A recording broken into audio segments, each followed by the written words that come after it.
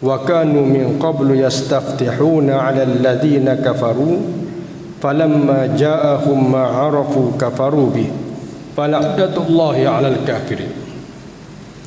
Maksudnya, dan setelah datang kepada mereka Al-Quran daripada Allah yang membenarkan apa yang ada pada mereka, padahal sebelumnya mereka biasa memohon kedatangan Nabi untuk mendapat kemenangan atas orang-orang kafir, maka setelah datang kepada mereka orang yang telah mereka ketahui, yakni Nabi Muhammad sallallahu alaihi wasallam, lalu mereka engkar kepadanya, maka laknat Allah lah ke atas orang-orang yang engkar.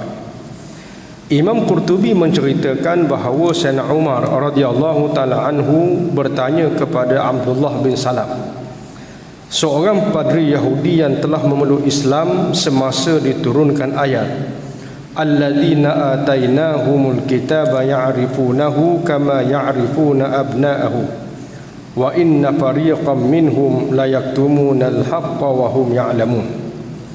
Maksudnya, orang-orang Yahudi dan Nasrani yang telah kami beri Alkitab, yakni Taurat dan Injil, mengenai Nabi Muhammad seperti mereka mengenal anak-anaknya sendiri, dan sesungguhnya sebahagian di antara mereka menyembunyikan kebenaran padahal mereka mengetahui. Sayyidina Umar berkata, tidakkah kamu mengetahui Muhammad sallallahu alaihi wasallam itu seperti mana kamu mengetahui anak-anak sendiri? Jawab Abdullah, ya memang begitu, malah lebih daripada itu. Katanya lagi, Allah telah mengutus pembawa amanahnya dari langit untuk disampaikan untuk disampaikan kepada pembawa amanahnya di muka bumi ini. Segala sifat-sifat Rasulullah itu aku mengetahui lebih terperinci, sedangkan pengetahuan mengenai diri anak-anakku tidak aku tahu sepenuhnya. Salman Al-Farisi radhiyallahu taala anhu, seorang sahabat yang terkenal, telah memeluk Islam kerana beliau mengetahui sifat-sifat dan kedatangan Rasulullah sallallahu alaihi wasallam itu terlebih dahulu, kerana semuanya tersirat dalam Injil dan diperkatakan oleh padri-padri. Jadi tuan-tuan dan puan-puan sekalian, pengajaran yang pertama ialah seluruh ahli kitab. Ahli kitab ni maknanya agama-agama yang berasal daripada agama samawi. Dan contohnya Yahudi dia panggil ahli kitab sebab Yahudi ini asalnya berpegang dengan kitab Taurat. Contohnya kita ambil antaranya ialah Nasara, sebab mereka berpegang dengan kitab Injil. Jadi mereka dikenali sebagai ahli kitab. Jadi ahli kitab ni boleh dikatakan semuanya mengetahui tentang Nabi akhir zaman. Sebab bukan sahaja diceritakan dalam kitab-kitab yang diutuskan kepada rasul-rasul mereka, tetapi juga diceritakan melalui wahyu kepada rasul-rasul dan nabi-nabi di kalangan mereka, sehingga mereka mengenali Nabi sallallahu alaihi wasallam sebagaimana mereka mengenal anak-anak mereka sendiri. Jadi dalam konteks hadis yang kita bincang hari itu, bahawa Nabi sallallahu alaihi wasallam ditegur oleh Buhairah. Buhairah ni seorang ahli kitab, padri Kristian yang duduk di Syam. Dan Buhairah ni waktu dia tengok Nabi SAW sampai ataupun berjalan dengan pak saudara dia Abu Talib, dan Buhairah melihat tanda-tanda jelas yang ada pada Rasulullah sallallahu alaihi wasallam, lalu Buhairah menasihatkan Abu Talib supaya berpatah balik sebab takut berjumpa dengan orang Yahudi di Syam dan Yahudi membunuh Nabi sallallahu alaihi wasallam. Jadi maknanya Buhairah ni dia tahu tentang tanda-tanda Nabi akhir zaman. Dia kenal Nabi itu adalah Rasul akhir zaman, dan dia tahu Yahudi merancang untuk membunuh Nabi sallallahu alaihi wasallam. Jadi maknanya ahli kitab semuanya tahu. Tetapi masalah di kalangan Yahudi terutamanya ialah Mereka ni masalah besarnya, mereka tahu Nabi akhir zaman, mereka kenal sifat-sifat Nabi akhir zaman. Cuma satu poin sahaja yang mereka tak tahu, ialah Nabi akhir zaman itu adalah merupakan daripada bangsa Arab, bukan di kalangan bangsa Yahudi. Itu sahaja poin yang mereka tak tahu. Jadi sebab itu ayat yang kita bacakan tadi, surah Baqarah ayat 89, menyatakan bahawa orang-orang Yahudi ni daripada dulu menanti-nanti kedatangan Nabi akhir zaman.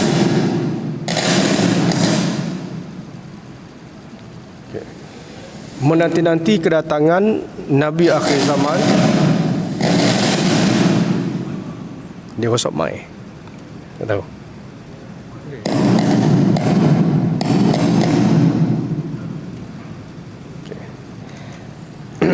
Okey. Okey. Mungkin dia wayar ke dalam ni.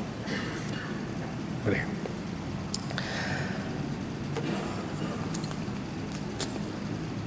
Jadi surah Al-Baqarah ayat 89 menceritakan bangsa Yahudi ini menunggu-nunggu kelahiran Nabi akhir zaman. Sebab apa? Sebab macam kita tahu, Yahudi ini daripada zaman dulu pemimpin-pemimpin mereka adalah rasul-rasul. Sebab itu Nabi SAW bersabda, kana Banu Israel tasusumul anbiya. Bani Israel yang menjadi pemimpin-pemimpin politik mereka adalah rasul-rasul. Jadi maknanya kalau orang kata agama dengan politik tak boleh campur, memang sangat salah. Sebab kalau kita tengok rasul-rasul ni, dia orang punya pekerjaan utama mereka adalah ahli politik. Kalau bahasa mudah saya sebut, adalah ahli politik. Sama ada pemimpin yang memerintah negara ataupun mereka adalah pemimpin pembangkang. Itu Nabi-Nabi dan Rasul-Rasul. Contoh kita ambil macam Nabi Allah Sulaiman alaihi salam. Itu antara contoh Nabi dan Rasul yang menjadi pemimpin politik yang memerintah. Mana celak mata ayahnya Nabi Daud alaihi salam jadi raja. Lepas wafat Nabi Daud, maka pemerintahan itu diteruskan. Dalam Quran sebut wa waritha Sulaiman. Maknanya Nabi Sulaiman ni mewarisi pemerintahan daripada ayahnya Nabi Daud alaihi salam. Ada nabi yang asalnya jadi pembangkang, lepas berperang berjuang akhirnya menang jadi pemerintah. Contohnya Nabi Daud alaihi salam. Nabi Daud ni waktu jadi pembangkang dia bukan pemimpin, dia perebet biasa. Masa itu yang jadi pemimpin adalah Talut. Cumanya bila mana menang dan Nabi Daud berjaya membunuh Jalut, kemudian akhirnya dia diangkat menjadi rasul. Selepas jadi rasul barulah dia jadi pemimpin. Maknanya lepas jadi rasul dia jadi pemimpin. Sebab apa begitu? Sebabnya rasul-rasul ni bila sebut pemimpin negara Islam ataupun pemimpin gerakan Islam, maknanya dia mesti orang yang paling tahu tentang halal dan haram. Dia tak sama macam agama Kristian. Agama Kristian hak tahu halal haram duduk jadi penasihat. Hak jadi pemerintah yang menjadi final say dalam negara bukan orang agama. Jadi sebab itu orang agama jadi penasihat itu antara awal-awalnya diamalkan di dalam ajaran Rom Kristian.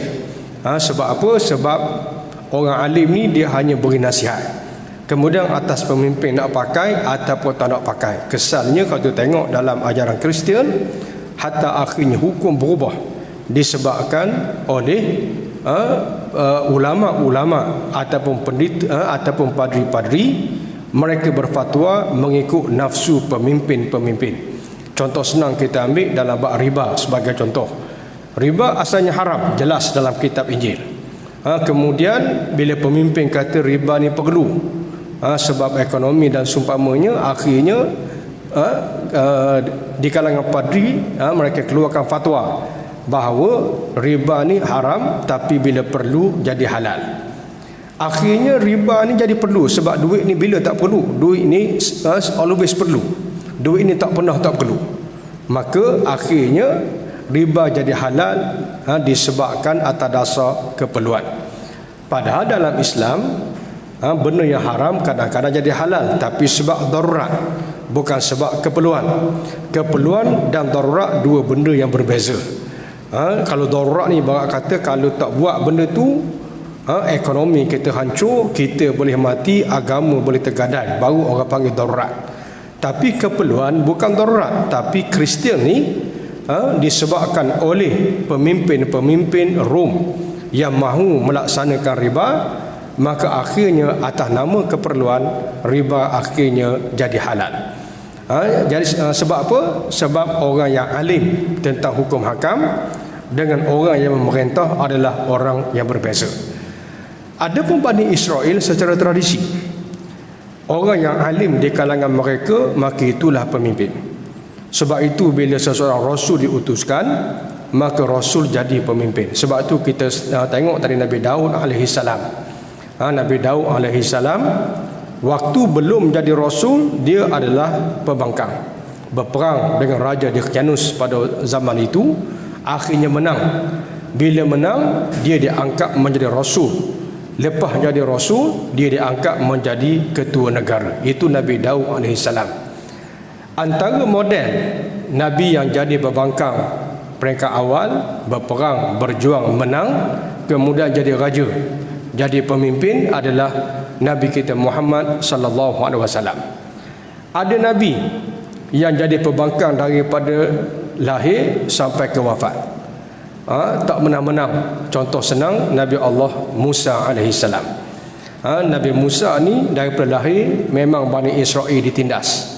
Kemudian dia berjuang, akhirnya Allah hancurkan Fir'aun. Lepas jatuh Fir'aun, takdir Allah Ta'alanya, Nabi Musa tak sempat jadi pemimpin yang memerintah negara. Sebab apa? Sebab Yahudi buat onar. Bila buat onar, tak sempat perintah negara. Nabi Musa, orang kata fed up dengan kaumnya yang banyak onar. Nabi Musa berdoa untuk tidak terlibat lagi dengan Bani Israel. Allah makbulkan dan Nabi Musa wafat dalam keadaan itu. Ini contoh Nabi yang daripada awal sampai akhir jadi ketua pembangkang, tetapi sampai ke last tak dapat memerintah negara. Ini contoh Nabi Musa alaihissalam. Jadi sebab itu Nabi-Nabi dan Rasul-Rasul ni dalam sejarah Bani Israel, kana Bani Israel tasusumul anbiya. Bani Israel ni yang pimpin mereka adalah Rasul-Rasul. Jadi dalam kepala Yahudi, Nabi-Nabi dan Rasul-Rasul ni akan pimpin mereka melawan musuh-musuh mereka. Contoh Nabi Musa alaihissalam pimpin Bani Israel lawan dengan Fir'aun sehingga jatuh Fir'aun. Cuma macam kita sebut tadi, walaupun Fir'aun jatuh, tapi mereka tak sempat nak perintah negara. Nabi Musa wafat dulu. Lepas Nabi Musa wafat, mereka dijajah kali kedua oleh kaum Jabarin. Maknanya Bani Israel tak sempat nak bentuk negara. Lepas 40 tahun barulah akhirnya mereka berjaya membentuk negara, menawan Palestin. Tapi dah masuk generasi lain. Ini contoh kita ambil Bani Israel. Jadi sebab itu dalam kepala mereka Nabi akhir zaman sangat famous di kalangan Bani Israel ni. Semua Bani Israel tahu Nabi akhir zaman akan lahir. Cumanya mereka tak tahu Nabi akhir zaman tu di kalangan Arab, bukan Yahudi. Jadi sebab itu mereka pasang angan-angan. Maknanya Nabi akhir zaman lahir akan pimpin mereka untuk kalahkan musuh-musuh mereka. Macam Nabi Musa, macam Nabi Daud. Mereka ingat Nabi akhir zaman ni di kalangan Yahudi, pimpin mereka kalahkan musuh-musuh mereka. Kalau di Madinah, siapa musuh mereka? Aus dan Khazraj. Aus Khazraj ni merupakan dua kabilah yang paling dominan, yang paling kuat di Madinah pada zaman tu. Jadi dua kabilah ni bermusuh dengan Yahudi. Dan Yahudi pula walaupun bermusuh dia pandai. Ada puak Yahudi dia baik dengan Aus, dia cocoh Aus suruh gaduh dengan Khazraj. Ada Yahudi dia baik dengan Khazraj, dia cocoh Khazraj suruh gaduh dengan Aus. Jadi Aus dan Khazraj ni walaupun bangsa kuat, kabilah yang kuat, tapi mereka sentiasa berperang, menyebabkan walaupun Yahudi itu tak ramai, akan tetapi disebabkan pergaduhan antara Aus dan Khazraj menjadikan Arab itu lemah. Tapi walaupun lemah, mereka tetap tak boleh menguasai dan mengalahkan Arab walaupun Arab itu lemah.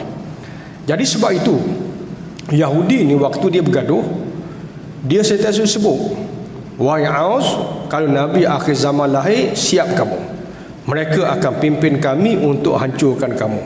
Dia kata kepada Khazraj benda yang sama, kalau Nabi akhir zaman lahir, mereka akan pimpin kami, mereka akan kalahkan kamu. Jadi ada Yahudi hak baik dengan Aus. Jadi Aus dia tanya, apa itu Nabi akhir zaman, siapa dia, apa perangai dia, apa sifat dia. Jadi hak baik dengan Aus cerita tentang Nabi akhir zaman, hak baik dengan Khazraj cerita tentang Nabi akhir zaman. Kalau kita baca sejarah, ini antara faktor kenapa Arab Madinah lebih mudah terima Islam berbanding dengan Arab Mekah. Sebab mereka lebih terdedah berbanding dengan Arab Mekah tentang sifat, perangai, atau nama Nabi akhir zaman.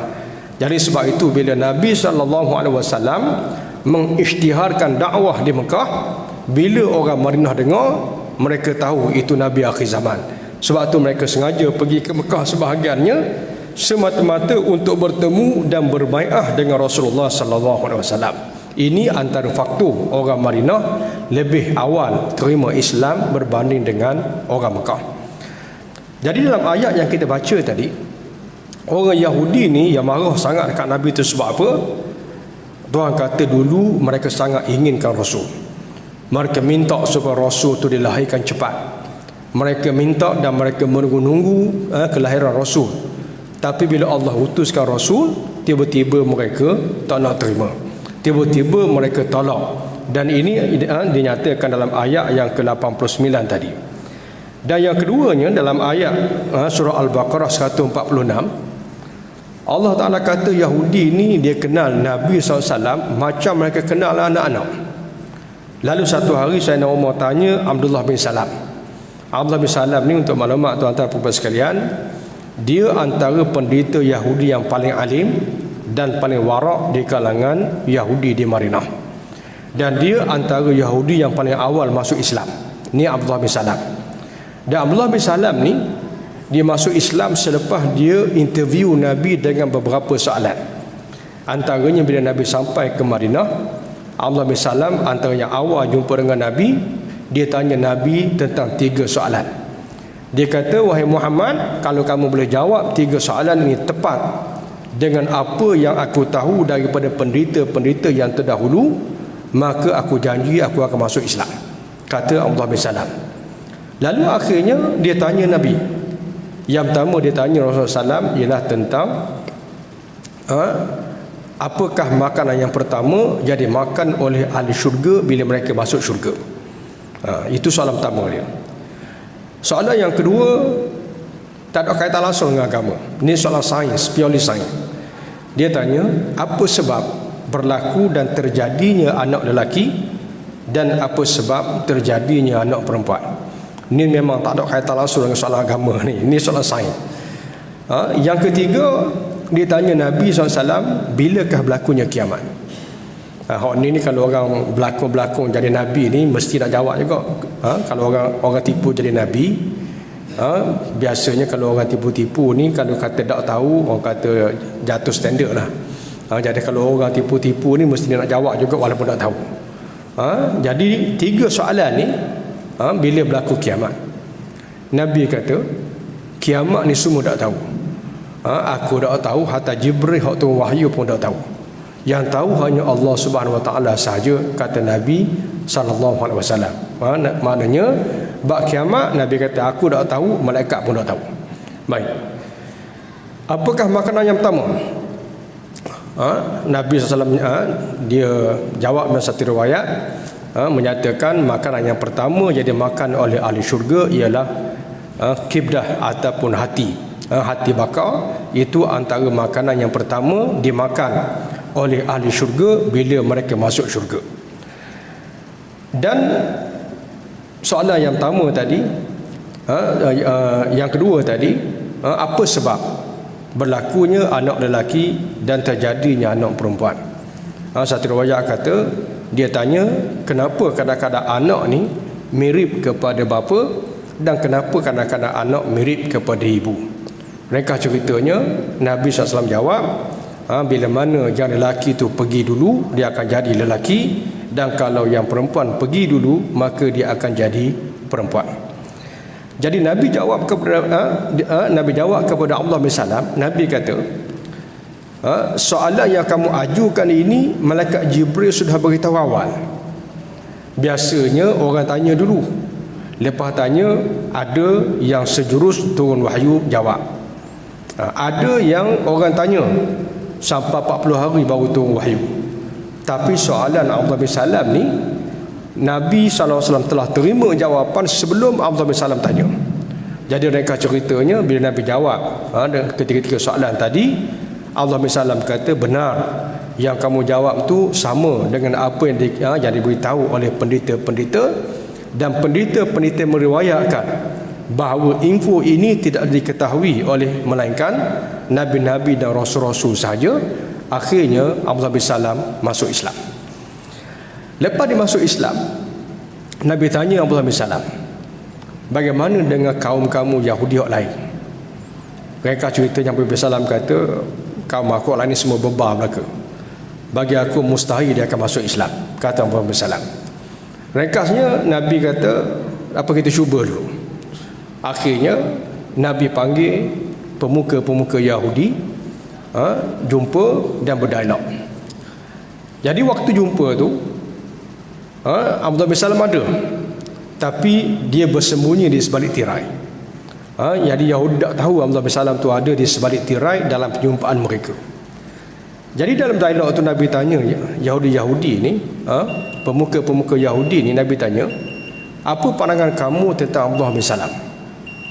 Yahudi-Yahudi jawab, dia kata, tidak ada orang yang lebih alim melebihi Abdullah bin Salam. Dia orang yang paling alim di kalangan kami, orang yang paling warak di kalangan kami. Bukan saja dia orang yang paling baik, bahkan kata Yahudi, ayah dia, keturunan dia semuanya orang baik-baik, orang-orang alim di kalangan kami Bani Israel.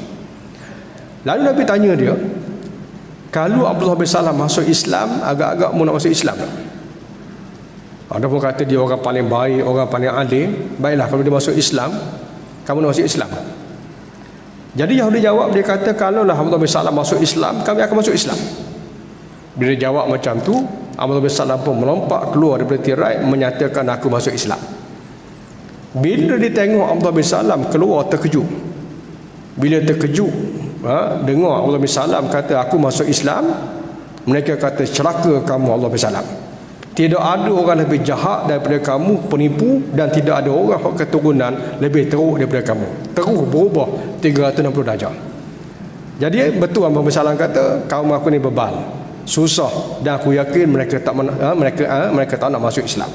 Ini contoh kita ambil perangai Yahudi waktu Nabi tiba di Madinah. Jadi dalam ayat yang kita baca tadi, Abdullah bin Salam kata, Nabi ni aku lebih kenal, lebih berbanding dengan anak-anak. Anak-anak aku pun aku tak kenal sebagaimana aku kenal Nabi SAW. Jadi kita berhenti sekejap untuk sama-sama kita dengar azan, insya-Allah.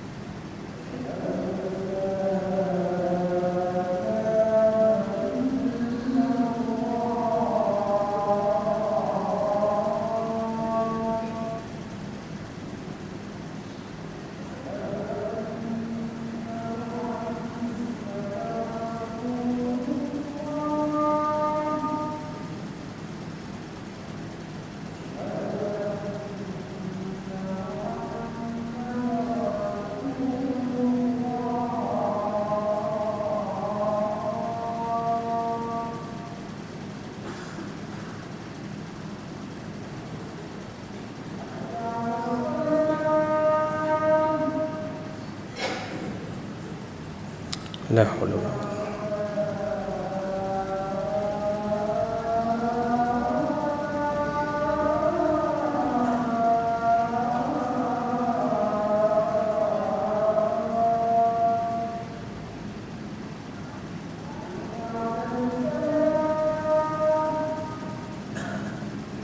La haula wala quwwata. La haula wala quwwata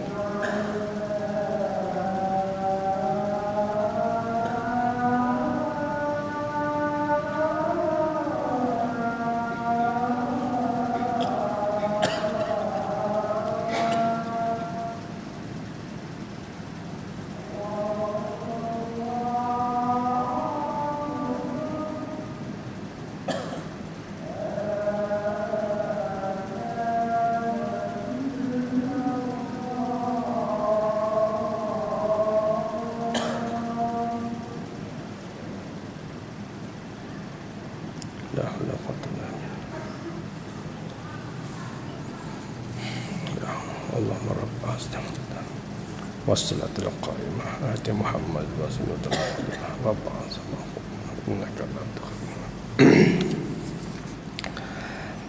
Jadi Abdullah bin Salam jawab kepada Sayyidina Umar bin Khattab radhiyallahu taala anhu.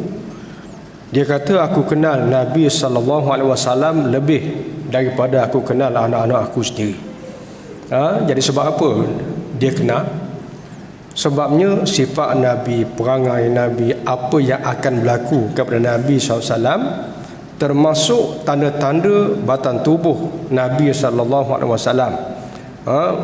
Kita kata reka bentuk batang tubuh Nabi pun diceritakan detail dalam kitab Injil dan juga dalam kitab Taurat.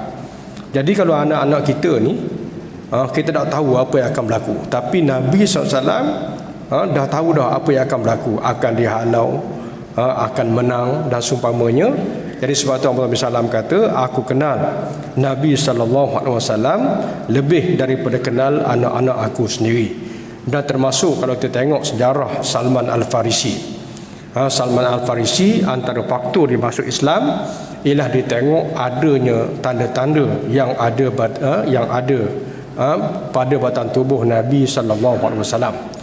Salman Al-Farisi ni kalau kita tengok dari segi nama, kita ramai orang ingat dia ni orang Parsi sebab namanya Al-Farisi. Jadi Salman ni dia sebenarnya asalnya Arab. Cuma ada beberapa faktor dan beberapa riwayat menceritakan sebab akhirnya keluarga dia hijrah dan duduk di Parsi. Dan Salman ni dia asalnya agama Kristian, dan dia banyak mengaji, dan juga kita kata banyak menadah lah berkenaan Nabi akhir zaman. Daripada Yahudi pun dia belajar, daripada padri Kristian pun dia belajar. Dari situ menyebabkan akhirnya Salman ni dia sangat berkeinginan untuk bertemu Nabi akhir zaman kalau sempat dengan Nabi akhir zaman.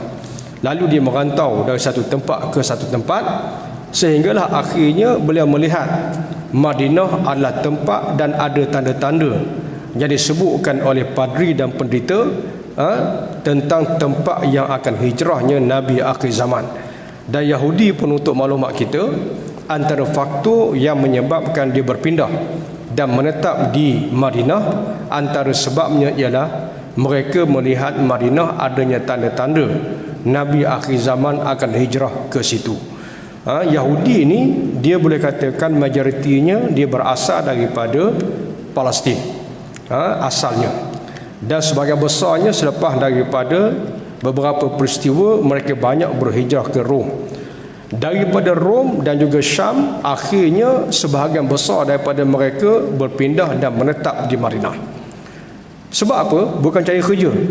Madinah ni bukan tempat orang cari kerja, sebab Madinah ni tempat mundur, kampung yang sangat terperosok dan tidak ada sumber yang banyak, dan bukan tempat orang cari kerja. Tapi sebab apa orang Yahudi pergi duduk dan menetap di sana? Sebabnya mereka menunggu Nabi akhir zaman.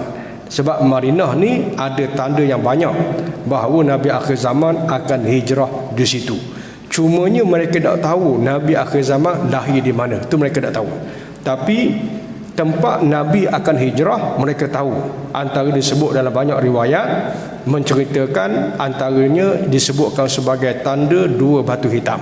Nanti mungkin kita akan berkongsi apa yang dimaksudkan dua batu hitam yang menjadi tanda Nabi akhir zaman akan berhijrah ke situ. Jadi sebab itu Salman antara orang-orang yang berhijrah ke Madinah untuk menunggu dan bertemu dengan Nabi akhir zaman. Sebab itu bila Salman tengok Nabi SAW ketika menyampaikan dakwah dan dengar Nabi hijrah ke Madinah, Salman antara orang yang awal yang bertemu dan juga masuk Islam selepas melihat tanda-tanda yang ada pada Nabi SAW. Jadi kita berhenti setakat hikmah dan juga pengajaran yang pertama berkaitan dengan Yahudi mengetahui dengan jelas dan juga Kristian mengetahui dengan jelas tanda-tanda yang ada pada Nabi SAW. Jadi saya rasa masa tak izinkan, jadi insya-Allah kita sambung yang akan datang berkenaan dengan beberapa sifat dan juga perkara-perkara yang terlintas yang dibuat oleh Nabi SAW daripada zaman remaja yang kita bincangkan tadi. Wallahu taala alam. Aqulu qouli hadza wa astaghfirullahal azim li wa lakum. Wassalamualaikum warahmatullahi wabarakatuh. Auzubillahi minasyaitonir rajim. Bismillahirrahmanirrahim. Alhamdulillahirabbil alamin wassalatu wassalamu ala asyrafil anbiya'i wal mursalin wa ala alihi wa ashabihi ajma'in. Allahumma 'allimna ma lam na'lam wa faqihna ma tu'allimuna wa anfa'na bima 'allamtana innaka antal alimul hakim. Allahumma zidna ilma warzuqna fahma wa ba'idna al-khata wan nisya birahmatik. Amin. Wa sallallahu ala sayyidina Muhammad wa ala alihi wa sahbihi wasallam. Subhana rabbika zati amma yasifun wa salamun walhamdulillah.